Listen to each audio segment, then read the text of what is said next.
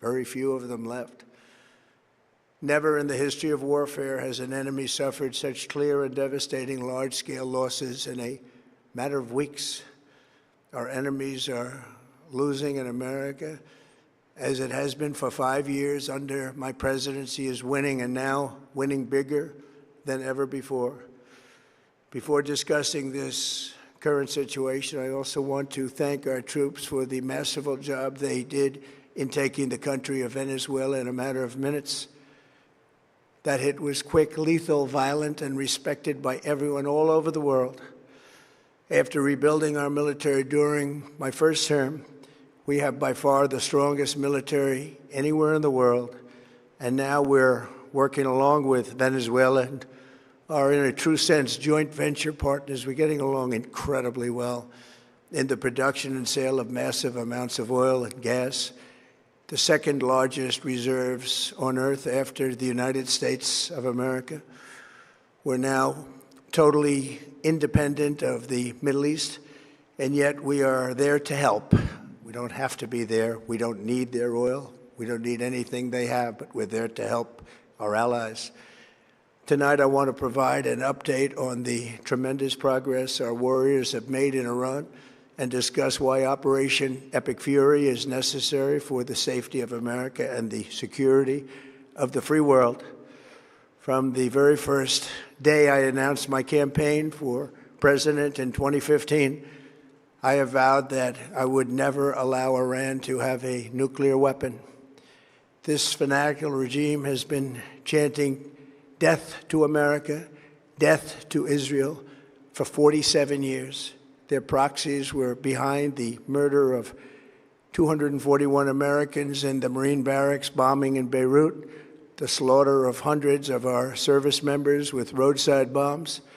They were involved in the attack on the USS Cole, and they carried out the countless other heinous acts, including the just horrible, bloody atrocities of October 7th in Israel, something that most people have never seen anything like it. This murderous regime also recently killed 45,000 of their own people who were protesting in Iran. 45,000 dead. For these terrorists to have nuclear weapons would be an intolerable threat. The most violent and thuggish regime on earth would be free to carry out their campaigns of terror, coercion, conquest, and mass murder from behind a nuclear shield. I will never let that happen, and neither should any of our past presidents. This situation has been going on for 47 years and should have been handled long before I arrived in office. I did many things during my 2 terms in office to stop the quest for nuclear weapons by Iran first, and perhaps most importantly, I killed General Qasem Soleimani in my first term. He was an evil genius, brilliant person, a horrible human being, however, the father of the roadside bomb, and he lived just horrible what he did. Iran would have been perhaps in far better, stronger position. Had he lived, we would have had probably a different conversation tonight. But you know what? We'd still be winning and winning big. And then, very importantly, I terminated Barack Hussein Obama's Iran nuclear deal, a disaster. Obama gave them $1.7 billion in cash, green cash, took it out of banks from Virginia, D.C., and Maryland, all the cash they had. He flew it by airplanes in an attempt to buy their respect and loyalty, but it didn't work. They laughed at our president and went on with their mission to have a nuclear bomb. His Iran deal would have led to a colossal arsenal of massive nuclear weapons for Iran, and they would have had them years ago, and they would have used them. It would have been a different world. There would have been no Middle East and no Israel right now, in my opinion, the opinion of a lot of great experts, had I not terminated that terrible deal. And I was so honored to do it. I was so proud to do it. It was so bad right from the beginning. Essentially, I did what no other president was willing to do. They made mistakes, and I am correcting them. My first preference was always the path of diplomacy, yet the regime continued their relentless quest for nuclear weapons and rejected every attempt at an agreement. For this reason, in June, I ordered a strike on Iran's key nuclear facilities, an Operation Midnight Hammer. Nobody's ever seen anything like it. Those beautiful B-2 bombers performed magnificently. We totally obliterated those nuclear sites. The regime then sought to rebuild their nuclear program at a totally different location, making clear they had no intention of abandoning their pursuit of nuclear weapons. They were also rapidly building a vast stockpile of conventional ballistic missiles and would soon have had missiles that could reach the American homeland, Europe, and virtually any other place on Earth. Iran's strategy was so obvious.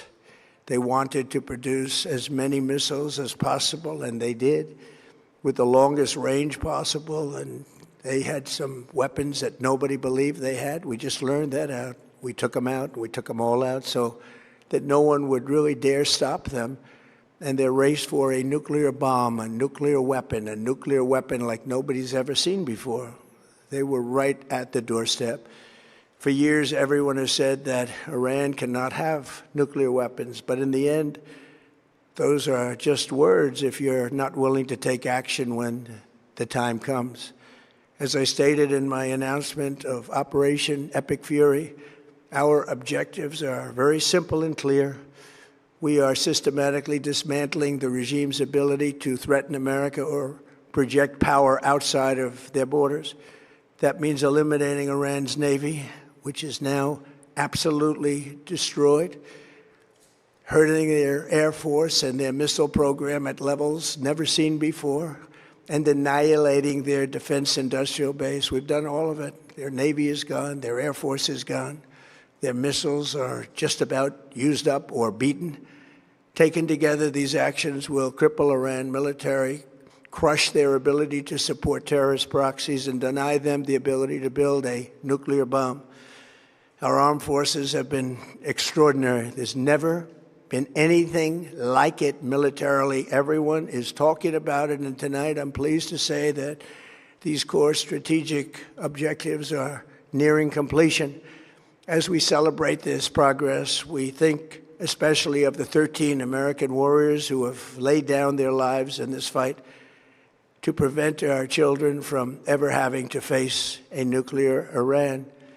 Twice this past month, I've traveled to Dover Air Force Base, and it's been something. I wanted to be with those heroes as they return to American soil, and I was with them and their families, their parents, their wives, their husbands. We salute them, and now we must honor them by completing the mission for which they gave their lives. And every single one of the people, their loved ones said, "Please, sir, please finish the job," every one of them. And we are going to finish the job, and we're going to finish it very fast. We're getting very close. I want to thank our allies in the Middle East, Israel, Saudi Arabia, Qatar, the UAE, Kuwait, and Bahrain. They've been great, and we will not let them get hurt or fail in any way, shape, or form. Many Americans have been concerned to see the recent rise in gasoline prices here at home. This short-term increase has been entirely the result of the Iranian regime launching deranged terror attacks against commercial oil tankers in neighboring countries that have nothing to do with the conflict.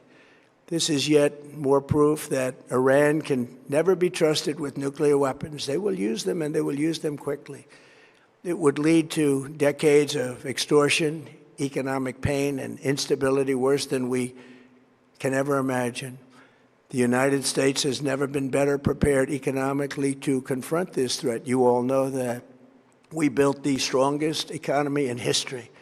We're going through it right now, the strongest in history. In 1 year, we've taken a dead and crippled country. I hate to say that, but we were a dead and crippled country after the last administration and made it the hottest country anywhere in the world by far, with no inflation, record-setting investments coming into the United States, over $18 trillion, and the highest stock market ever, with 53 all-time record highs in just 1 year. It all positioned us to get rid of a cancer that has long simmered. It's known as the nuclear Iran, and they didn't know what was coming. They've never imagined it. Remember, because of our drill baby drill program, America has plenty of gas. We have so much gas. Under my leadership, we are #1 producer of oil and gas on the planet without even discussing the millions of barrels that we're getting from Venezuela. Because of the Trump administration's policies, we produce more oil and gas than Saudi Arabia and Russia combined. Think of that, Saudi Arabia and Russia combined. And that number will soon be substantially higher than that.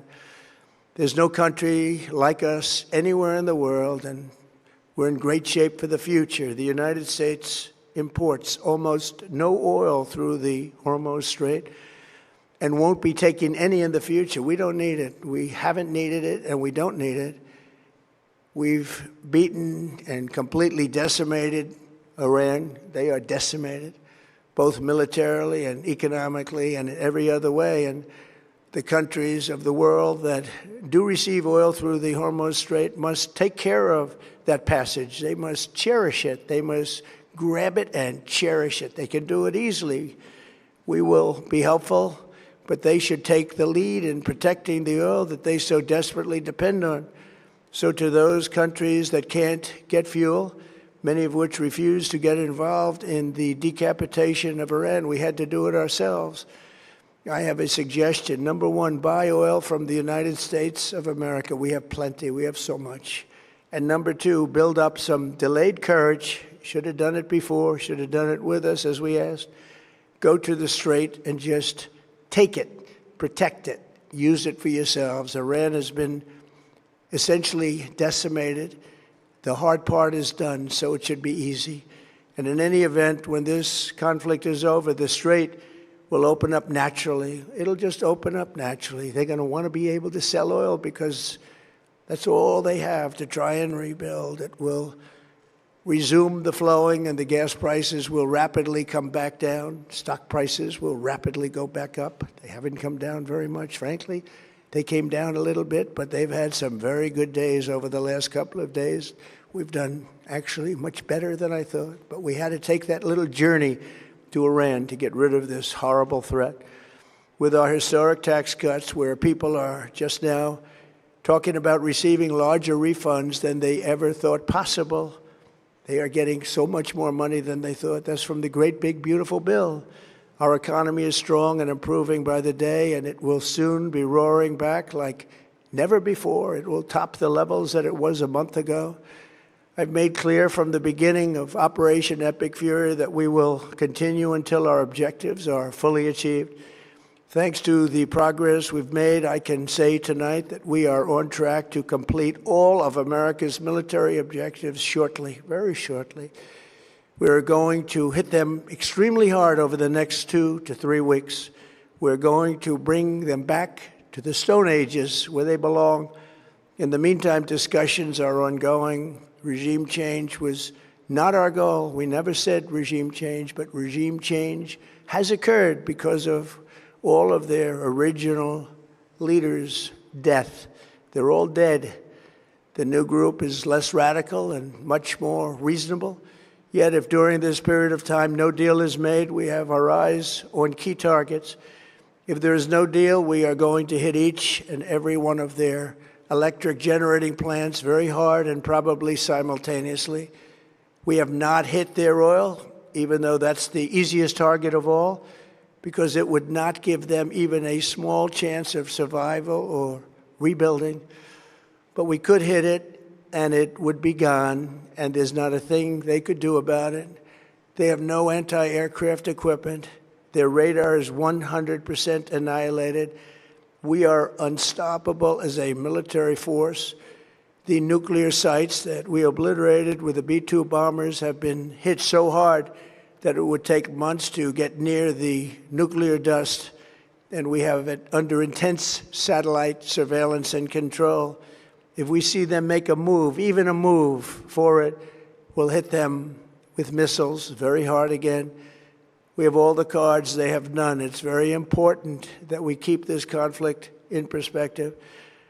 American involvement in World War I lasted 1 year, 7 months, and 5 days. World War II lasted for 3 years, 8 months, and 25 days. The Korean War lasted for 3 years, 1 month, and 2 days. The Vietnam War lasted for 19 years, 5 months, and 29 days. Iraq went on for 8 years, 8 months, and 28 days. We are in this military operation, so powerful, so brilliant, against one of the most powerful countries for 32 days. And the country has been eviscerated and essentially is really no longer a threat. They were the bully of the Middle East, but they're the bully no longer. This is a true investment in your children and your grandchildren's future.